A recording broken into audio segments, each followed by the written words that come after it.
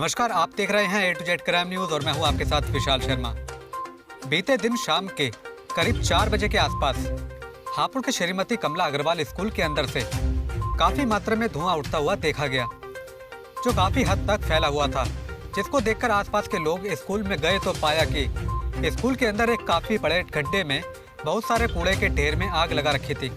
वहां मौजूद कर्मचारी से बात की तो उनको नहीं पता था कि यह किसने किया है, बल्कि उन्होंने पानी के द्वारा उस आग को बुझाने का प्रयास किया, लेकिन आग इतनी ज्यादा थी कि वह बुझ नहीं पाई।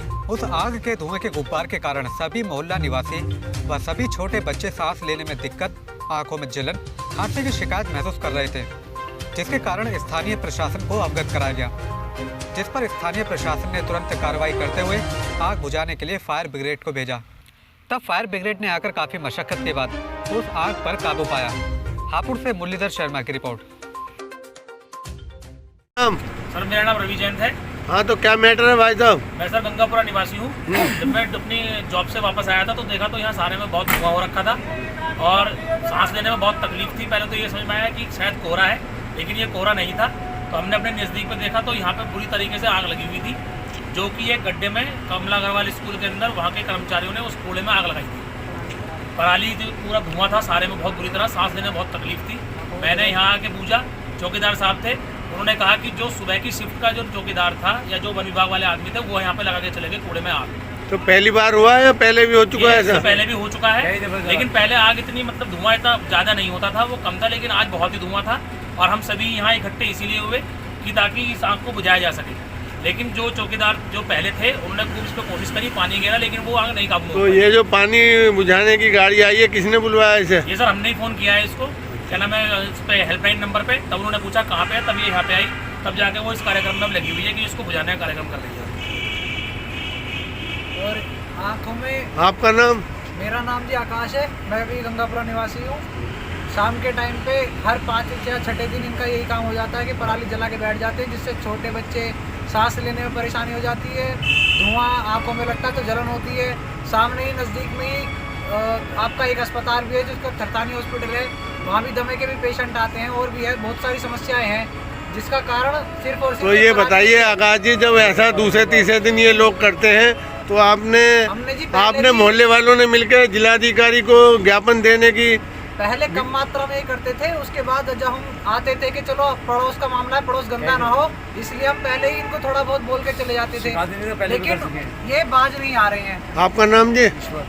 ईश्वर जी, ये बताइए कि जब आपको पता है दूसरे तीसरे दिन कहानी होती रहती है, तो आपने अधिकारियों से मिलकर वार्ता करने की नहीं सोची इस बारे में? इनसे बोल चुके हैं, पहले भी इनसे बोल चुके हैं, इनसे गार्ड से पहले बोल चुके हैं, लेकिन गार्ड नहीं सुनते। गार्ड भी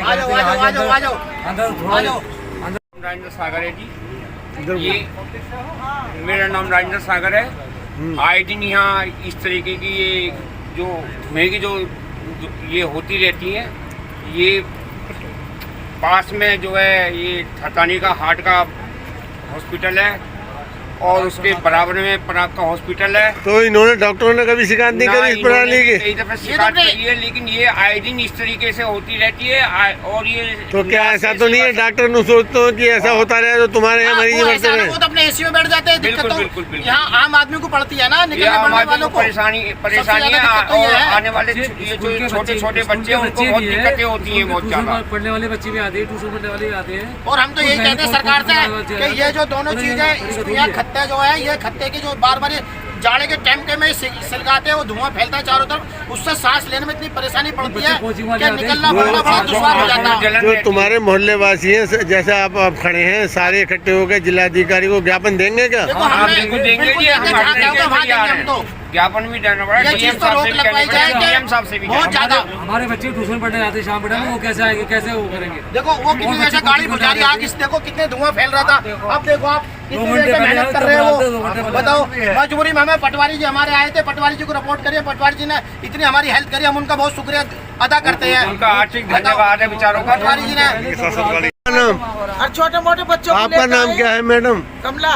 कमला जी, ये बताइए, जब यहाँ पे ऐसी दिक्कत होती रहती है तो आप अधिकारियों के पास मोहल्ले वाले क्यों नहीं मिलकर जाते? जिलाधिकारी एडीएम को ज्ञापन दे। समझा कि झुग्गी झोपड़ी वाले जला रहे हैं। अच्छा। और होता है धुआं यहाँ, यहाँ से परेशानी में बच्चे को बीमारों को लेकर अस्पताल से आए हैं। तो आप शिकायत करेंगे इनके एसडीएम या जिलाधिकारी से अगर शिकायत इन्होंने बंद नहीं करेंगे, किया? धुआं क्यों होता है, कूड़ा होता है तो उसे बाहर फेंकवाओ। हाँ सही बात है।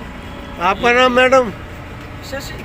शशि जी, ये बताइए यहाँ जो दूसरे तीसरे दिन ये पराली जलाई जाती है, कूड़ा करकट और आग लग जाती है, अब आज गाड़ी भी आई है आग बुझाने की, तो आप मोहल्ले वालों का कर्तव्य नहीं बनता कि आप अधिकारी से मिले इस विषय को लेकर? बनता है, अब तक यही था कि पास पड़ोस की बात है, कोई नहीं है, लेकिन यहाँ पे हार्ट अटैक का हॉस्पिटल भी है और सभी मरीज आज परेशान हो गए हैं। सब बच्चे भी हॉस्पिटल से निकाल कर लाए हैं अभी।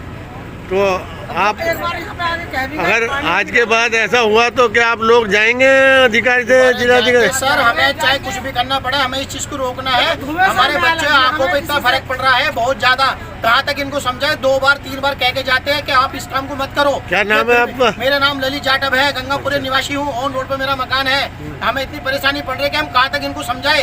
एक तो ये झुग्गी वाले और एक स्कूल वाले ने इतना दुख कर रखा, यहाँ पे कोई भी अधिकारी आता है निकल के देखता है कि यहाँ सड़न पैदा हो रही है, बदबू पैदा हो रही है, इस चीज पर कोई गौर नहीं दे रहा। 2 घंटे अब बताओ कहाँ तक इनकी शर्म करें। आज मजबूरी में सबको इकट्ठा होना पड़ रहा है, इसलिए हमें कहना पड़ रहा है कि कम से कम एकजुट होकर ये समाज को जगाओ तो सही, कम दिखाओ तो सही कितना धुआं हो रहा है, बच्चों को क्या होगा आने वाले भविष्य में। रेलवे पार्क के पास है। बताओ, सब चीज निकलते सामने अस्पताल है, 2-2 3-3, वहाँ जाकर सांस की ऑक्सीजन भाप लगवानी पड़ती है हमें।